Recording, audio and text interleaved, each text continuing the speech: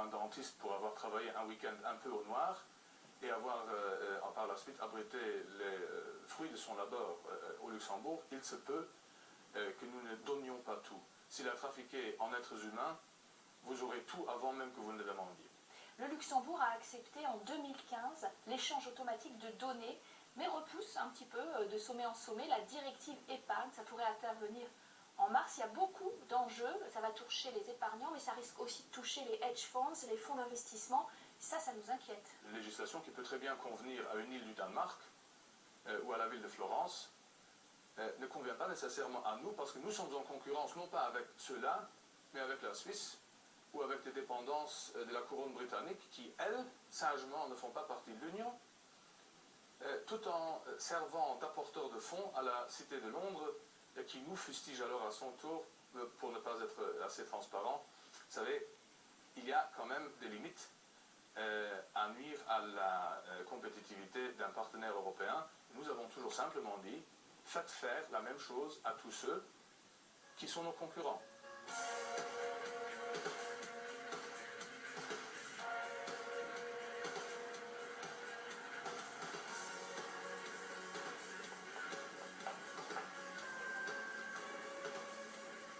On se retrouve au sud-est de la capitale, à Schengen, ville très symbolique. L'espace Schengen réunit d'ailleurs 26 pays aujourd'hui, qui ne sont pas les mêmes que les 27 de l'Union européenne. Et c'est ici que tout a commencé en 85. D'ailleurs, les Schengenois vous serez très gré d'avoir appelé leur village une ville, parce que Schengen compte quelque chose comme 500 habitants. C'est un tout petit village, quoique très pittoresque. Enfin, il se situe précisément dans un coin des trois frontières. Vous avez ici l'Allemagne juste de l'autre côté de la Moselle, et la France à 2 km, ce qui est d'ailleurs la raison pour laquelle les autorités de l'époque, sous présidence luxembourgeoise en 85, l'avaient choisi pour y faire amarrer le bateau sur lequel ont été signés les accords de Schengen. C'est une zone de libre circulation, Schengen, et d'ailleurs vous avez tenu à accrocher le cadenas à votre nom sur le portant de la Grèce. Pourquoi ?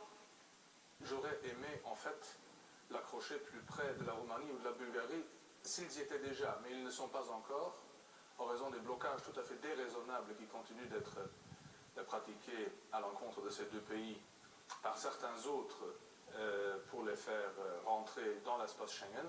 Notamment la France et l'Allemagne, Notamment la France et la l'Allemagne, circulation d'Europe. les Pays-Bas aussi, à leur grand honneur. Je suis sidéré d'entendre de prétendus dirigeants européens faire comme si la libre circulation au sein de l'Europe serait soudainement un problème.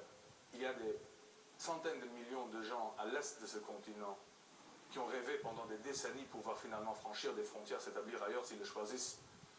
Et il y a toujours eu d'autres centaines de millions à l'ouest de ce continent qui leur ont dit mais on ne demande pas mieux que vous veniez. Maintenant qu'ils pourraient le faire, on fait comme si ces gens-là constitueraient une menace. Cela, pour moi, est indicible. La libre circulation, elle fonctionne bien pour ce qui est du cinéma. Vous êtes amateur de 7e art ? À mes moments perdus, en effet, mais trop rarement. Si le cinéma luxembourgeois passe désormais les frontières, c'est parce qu'il est aidé au niveau de l'État par le Film Fund, c'est-à-dire 30 millions d'euros investis chaque année, la moitié dans des coproductions d'ailleurs. Et notre envoyé spécial, Kathleen Landaburu, est allé voir le nouveau complexe Filmland où on peut faire un film de A à Z. Reportage. Ici, on tourne un film fantastique pour enfants. En guise de décor, une série d'écrans pour simuler une scène en plein ciel où les personnages tombent d'un oiseau géant. Juste à côté, d'autres techniciens terminent les décors pour la scène suivante.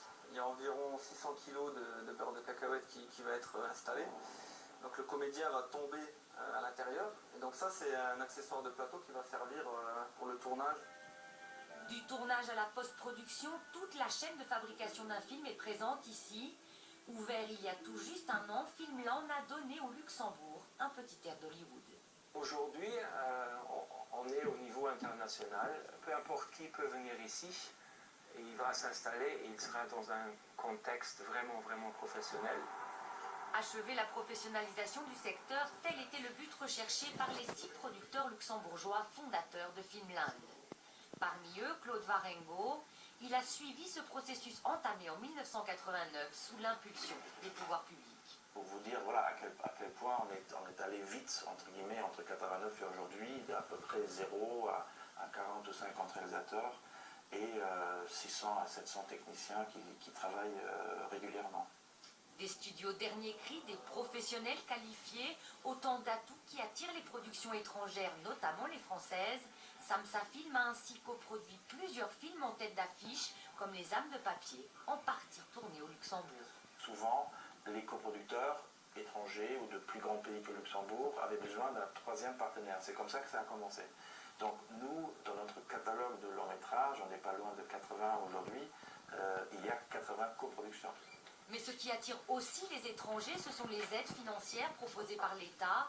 Le Film Fund dispose ainsi d'un budget de 30 millions d'euros par an pour booster la production audiovisuelle. Le but est de soutenir soit le développement d'une œuvre, soit la production elle-même au Luxembourg. Et là, pour quel projet est retenu? Le projet qui représente le plus de qualité artistique, technique, créative, bien entendu, mais qui a également un intérêt pour le développement du secteur proprement dit au Luxembourg. Une politique qui a porté ses fruits. À l'heure actuelle, une vingtaine d'œuvres audiovisuelles sont coproduites et en partie tournées au Luxembourg. Cette année, 2 d'entre elles ont même été nominées aux Oscars.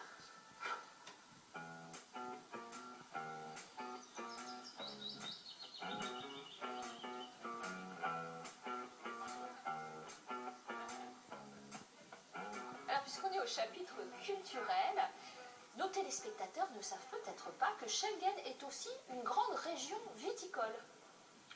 En faisant partie du vignoble mosellan luxembourgeois, qui compte quand même 2000 hectares de surface d'exploitation viticole, plutôt connu pour des vins blancs, et également entre-temps produisant d'excellents pinots noirs et autres breuvages rouges. Et puis il y a d'ailleurs aussi du crément qui se nomme en l'occurrence l'esprit de Schengen. Chez nous, c'est quand même l'un des produits phares de l'industrie, si j'ose dire, c'est pas une industrie viticole. Et donc on va apprendre un mot en luxembourgeois, Prost. On répond d'ailleurs gesund. Merci à vous d'avoir été notre guide. Merci à vous de nous avoir suivis à travers le Luxembourg. On se retrouve pour de nouvelles aventures luxembourgeoises dans la seconde partie, juste après la pause. A tout de suite.